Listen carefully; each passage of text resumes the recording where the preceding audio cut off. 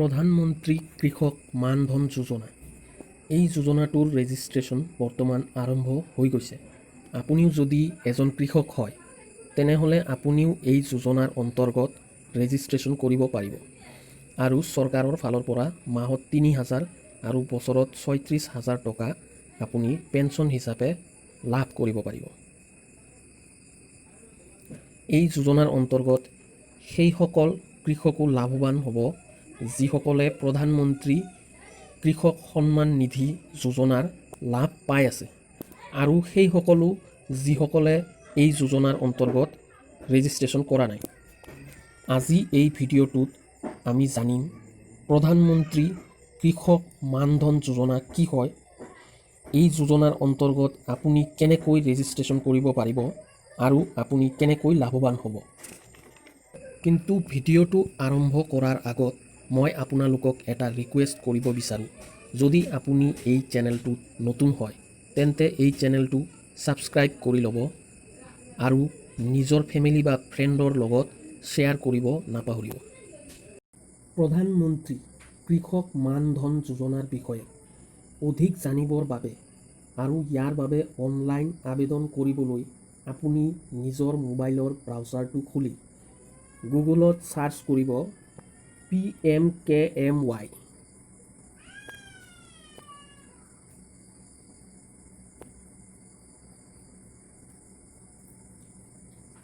ইয়াৰ পিছত আপুনি এই প্ৰথমটো চাব pmkmy.gov.in এই ৱেবছাইটটোত ক্লিক কৰিব। এনেকুৱা পেজ এটা খুলিব। এইটো প্ৰধানমন্ত্ৰী কৃষক মানধন যোজনাৰ ৱেবছাইট। ইয়াতে চাব আপুনি বৰ্তমানলৈকে কিমান অনলাইন হৈছে তাৰ ডিটেইলছ দিয়া আছে। 20,31,094 অৰ্থাৎ 20,31,094 জনে এতিয়ালৈকে প্ৰধানমন্ত্ৰী কৃষক মানধন যোজনাত আবেদন কৰিছে। ইয়াতে চাব ক্লিক হেয়াৰ টু এপ্লাই নাও বুলি লিখা আছে, অৰ্থাৎ ৰেজিষ্ট্ৰেশ্যনৰ লিংক খোলাই আছে। যোজনাটোত ৰেজিষ্ট্ৰেশ্যন কৰাৰ আগত এই যোজনাৰ বিষয়ে কিছুমান বিশেষ কথা জনাৰ দৰকাৰ। অধিক জানিবৰ বাবে আপুনি ইয়াতে ক্লিক কৰিব লাগিব ডিটেইলছত।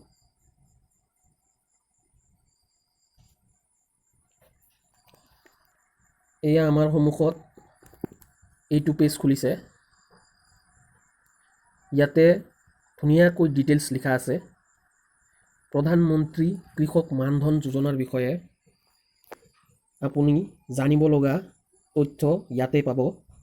ইয়াতে চাব লিখা আছে 18ৰ পৰা 40 বছৰ বয়সলৈ এপ্লাই কৰিব পাৰিব।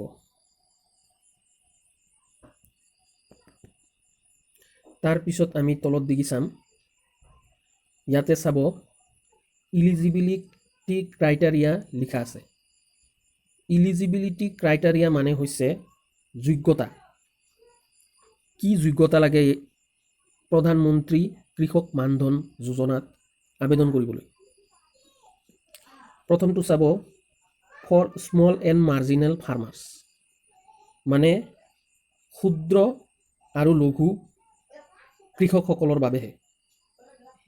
Entry age between 18 to 40 years, মানে এইটো 18 আৰু 40 বছৰৰ ভিতৰতহে আপুনি অনলাইন কৰিব পাৰিব।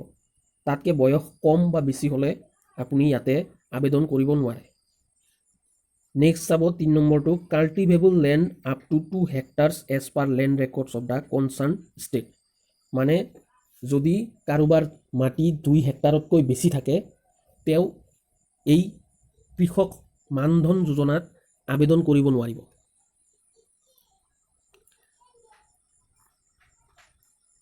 ইয়াতে চাব তলৰ ফালে ধুনীয়াকৈ ডিটেইলছ লিখা আছে কি কি ডকুমেণ্টছ লাগিব। আধাৰ কাৰ্ড, ছেভিং বেংক একাউণ্ট বা PM কিষাণ একাউণ্ট। ইয়াতে দুটাই ডকুমেণ্টৰ দৰকাৰ। এটা হ'ল আধাৰ কাৰ্ড আৰু এটা ছেভিং বেংক একাউণ্ট বা PM কিষাণ একাউণ্ট।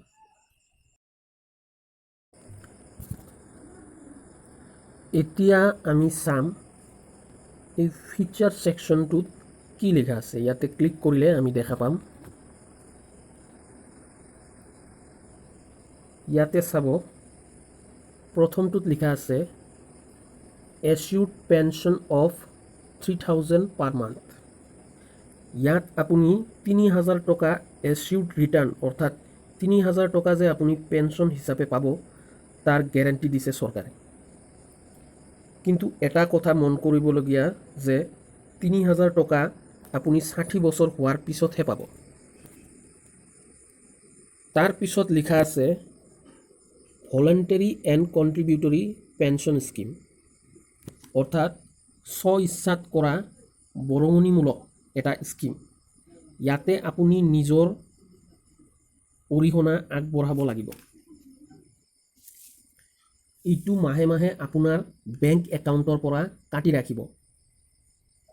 কিমান কাটিব সেইটো আমি এই মান্থলি কণ্ট্ৰিবিউটৰী ছেকশ্যনটোত চাব পাৰিম। ইয়াৰ বিষয়ে ডিটেইলছত দিয়া আছে। এয়া চাব, তলত দিগি যাই আছোঁ আমি।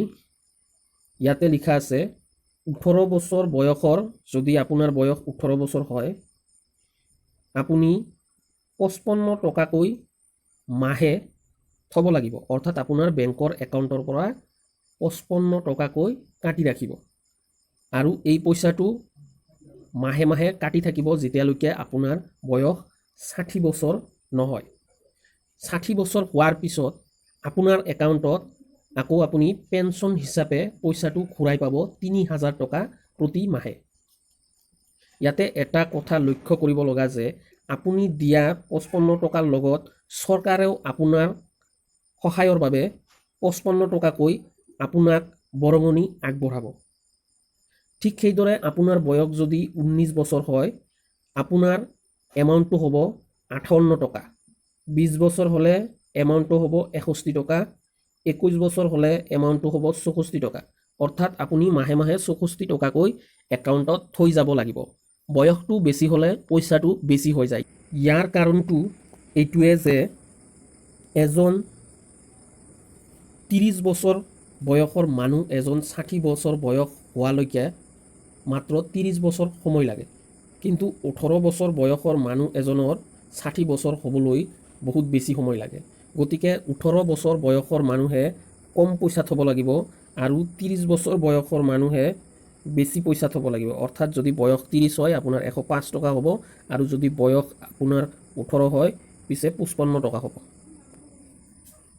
ঠিক সেইদৰে এজন 40 বছৰ বয়সৰ মানুহে 200 টকা প্ৰতিমাহে থ'ব লাগিব। অৰ্থাৎ তেওঁৰ একাউণ্টৰ পৰা 200 টকা প্ৰতিমাহে কাটি ৰাখিব। 40 বছৰৰ ওপৰৰ বয়স হৈ গ'লে আপুনি এইটো স্কিমৰ বাবে আবেদন কৰিব নোৱাৰে। এতিয়া আমি চাম এই স্কিমটোৰ বাবে অনলাইন আবেদন কিদৰে কৰা হয়। এই তলৰ ফালে যাই চাব, ইয়াতে লিখা আছে ক্লিক হেয়াৰ টু এপ্লাই নাও। ইয়াতে ক্লিক কৰিব। ইয়াতে লিখা আছে সেল্ফ এনৰোলমেণ্ট CSC VLE। যিহেতু আপুনি নিজে কৰিব গতিকে আপুনি ইয়াতে ক্লিক কৰিব। এনেকুৱা এটা পেজ খুলিছে, ইয়াতে আপুনি মোবাইল নম্বৰটো লিখি দিব। নেক্সট ইয়াতে আপোনাৰ মোবাইল নম্বৰটো লিখা থাকিব। আপুনি ইয়াতে মাত্ৰ আপোনাৰ নাম আৰু ইয়াত ইমেইল আইডিটো লিখি দিব লাগিব। এইটো কেপচা হয়, ইয়াতে কিবা কিবি লিখা আছে চাই ল'ব আপুনি। এই আখৰকেইটা আপুনি ইয়াতে লিখি দিব লাগিব। তাৰপিছত জেনেৰেট OTPটো ক্লিক কৰিব লাগিব। এতিয়া আপোনাৰ মোবাইলত এটা OTP আহিছে। OTP মানে one time password. One time পাছৱৰ্ডটোত এটা সংখ্যা লিখা থাকিব, সেইটো আপুনি ইয়াতে লিখি দিব লাগিব। তাৰপিছত আপুনি প্ৰচিড বুলি ক্লিক কৰিব লাগিব। এতিয়া আপোনাৰ মোবাইলত এই পেজটো খুলিছে। ইয়াতে আপুনি এই বাটনটোত ক্লিক কৰিব লাগিব। এতিয়া চাব ইয়াতে এনৰোলমেণ্ট বুলি লিখা আছে, এনৰোলমেণ্টটোত ক্লিক কৰিব। ইয়াতে চাব লিখা আছে তলত প্ৰধানমন্ত্ৰী কিষাণ মানধন যোজনা, এইটোত আপুনি ক্লিক কৰিব লাগিব। এই ফৰ্মটো ওলাইছে, এইটো আপুনি ফিল আপ কৰিব লাগিব। এতিয়া আমি আগতে চাই ল'ম ইয়াতে কি কি লিখা আছে। ইয়াতে লিখা আছে ছাবস্ক্ৰাইবাৰ্ছ আধাৰ, আপোনাৰ আধাৰ নম্বৰটো ইয়াতে লিখিব লাগিব। লিখি ইয়াতে টিক কৰিব লাগিব যে আপোনাৰ কোনো অবজেকশ্যন নাই।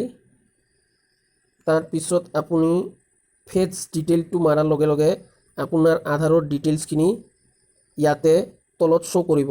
আপোনাৰ নাম, ডেট অফ বাৰ্থ, জেণ্ডাৰ কি হয়, মেল ফিমেল নে কি হয়, তাৰপিছত মোবাইল নম্বৰ আধাৰৰ লগত লিংক কৰা, ইমেইল আই ডি যদি লিংক কৰা আছে আধাৰৰ লগত সেইটো ওলাই যাব, আৰু ষ্টেট, আপোনাৰ district, sub district, village, pin code গোটেইখিনি ইয়াতে অট'মেটিক আহি যাব। যদি অট'মেটিক নাহে আপুনি এইটো নিজে ফিল আপ কৰিব লাগিব। এই তলত চাব আপোনাৰ কিছুমান বস্তু লিখা আছে দৰকাৰী, এইখিনিত লিখা আছে do you belong to north eastern region. যদি আপুনি নৰ্থ ইষ্টাৰ্ণ ৰিজনৰ হয় তেতিয়া আপুনি ইয়াতে চিলেক্ট কৰিব লাগিব য়েছ নে নো। তাৰপিছত কেটেগৰী লিখা আছে, ইয়াতে কেটেগৰীটো আপোনাৰ কাষ্টটো হয়, কাষ্টটো কি হয়, ST, SC, OBC নে জেনেৰেল, এইটো আপুনি লিখিব লাগিব। তাৰপিছত তাৰ তলত চাব ইয়াতে select the farmer category you belongs. ইয়াৰ অৰ্থ হ'ল যে আপোনাৰ ফাৰ্মাৰৰ কেটেগৰীটো কি হয়, মানে আপুনি কি ধৰণৰ কৃষক হয়, অৰ্থাৎ আপুনি SMF হয় নে নন SMF হয়। SMF মানে হ'ল স্মল এণ্ড মাৰ্জিনেল ফাৰ্মাৰ, অৰ্থাৎ ক্ষুদ্ৰ আৰু লঘু কৃষক, আৰু নন SMF মানে হ'ল আপুনি ক্ষুদ্ৰ আৰু লঘু কৃষক নহয়। এই স্কিমটো মাত্ৰ ক্ষুদ্ৰ আৰু লঘু কৃষকৰ বাবেহে দিছে, গতিকে আপুনি প্ৰথমটোত ক্লিক কৰিব। নেক্সট আপুনি ইয়াতে টিক কৰিব লাগিব। তাৰপিছত তলত দিগি ইয়াতে ছাবমিট বাটনটো আছে, ইয়াতে আপুনি ক্লিক কৰি দিব লাগিব নেক্সট ষ্টেপত যাবলৈ। এই পেজটো খুলিছে আপোনাৰ মোবাইলত। ইয়াতে চাব আপুনি ছাবস্ক্ৰাইবাৰ নেম, ইয়াতে আপোনাৰ নামটো থাকিব, ইয়াতে জন্মৰ তাৰিখ, বয়স, তাৰপিছত পুৰুষ নে মহিলা, মেল ফিমেল, মোবাইল নম্বৰ, ইয়াতে ষ্টেট, ডিষ্ট্ৰিক্ট এইবোৰ লিখা থাকিব। যিটো নেকি আপুনি আগতে দিছিলে গোটেইখিনি ইয়াতে লিখা থাকিব। এইটো আপোনাক দেখাবলৈ দিছে যাতে কোনো ধৰণৰ ভুল নহয়, আকৌ একবাৰ চাই ল'ব দিছে। তলত কি আছে আমি চাম। ইয়াতে ইমেইল আই ডি, কেটেগৰী, ফাৰ্মাৰ কেটেগৰী এইবোৰ দিয়া থাকিব। নেক্সট আপুনি চাব আপোনাৰ একাউণ্ট ডিটেইলছটো বিচাৰিছে। একাউণ্ট আপোনাৰ যিটো নেকি ছেভিং বেংক একাউণ্ট বা PM কিষাণ একাউণ্ট, সেই একাউণ্টৰ নাম্বাৰটো ইয়াতে দিব লাগিব, যাৰ পৰা সিহঁতে পইচা কাটি ৰাখিব। একাউণ্ট ডিটেইলছটো আপুনি নিজৰ বেংকৰ পাছবুকটো খুলিলে প্ৰথম পেজটোতে থাকে। আপুনি প্ৰথম পেজটোত চাব আপোনাৰ নাম, bank account number, IFSC code ইত্যাদিবোৰ লিখা থাকে। আপুনি তাৰে পৰা চাই নিজৰ IFSC কোডটো ইয়াতে লিখি দিব। তাৰপিছত আপুনি ভেৰিফাই বাটনটোত ক্লিক কৰিব। ক্লিক কৰাৰ লগে লগে আপোনাৰ বেংকৰ নামটো আৰু বেংকৰ ব্ৰাঞ্চৰ নামটো ইয়াতে শ্ব' কৰিব। নেক্সট আপুনি নিজৰ নামটো ইয়াতে লিখিব লাগিব। নেক্সট চাব ইয়াতে একাউণ্ট নাম্বাৰটো দিব। একাউণ্ট নম্বৰটো ইয়াতে আকৌ একবাৰ লিখি কনফাৰ্ম কৰি দিব। এতিয়া মেৰিড হয় নে আনমেৰিড হয় এইটো চিলেক্ট কৰিব, মানে বিয়া কৰিছে নে নাই সেইটো দিব লাগিব। যদি বিয়া কৰিছে ইয়াতে আপোনাৰ স্বামী বা স্ত্ৰীৰ নাম লিখি দিব। তাৰপিছতটোত আহিল নমিনী। যদি আপুনি কাৰোবাক নমিনী দিব বিচাৰিছে এতিয়া ইয়াতে লিখি দিব তেওঁৰ নামটো। নেক্সট চাব ৰিলেশ্যনশ্বিপ উইথ নমিনী। আপোনাৰ যাক নমিনী দিছে তেওঁ আপোনাৰ কি হয় সেইটো আপুনি ইয়াতে লিখিব লাগিব। তাৰপিছত নমিনীৰ জন্মৰ তাৰিখ, আৰু যদি নমিনীজন মাইনৰ হয় তেওঁৰ গাৰ্জেনৰ নামটো ইয়াতে লাষ্টত লিখি দিব লাগিব। তলত চাব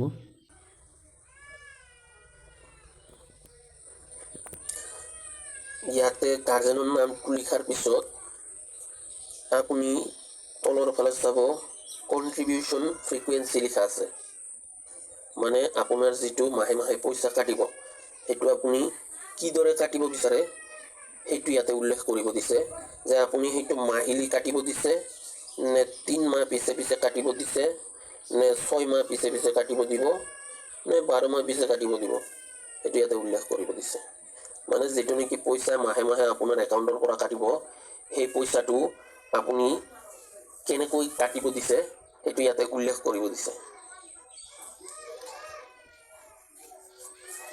নেক্সট চাব আপুনি ইয়াতে লিখা থাকিব আপোনাৰ কিমানকৈ দিব লাগিব মাহত, মাহিলী বেলেঞ্চ কিমান হ'ব সেইটো ইয়াতে লিখা থাকিব। মোৰ ইয়াতে 90 শ্ব' কৰিছে, মই এইটো আপোনালোকক দেখুৱাইছোঁ। এইখিনি কৰাৰ পিছত আপুনি এই চিনটোত ক্লিক কৰিব। এইখিনি শেষ হোৱাৰ পিছত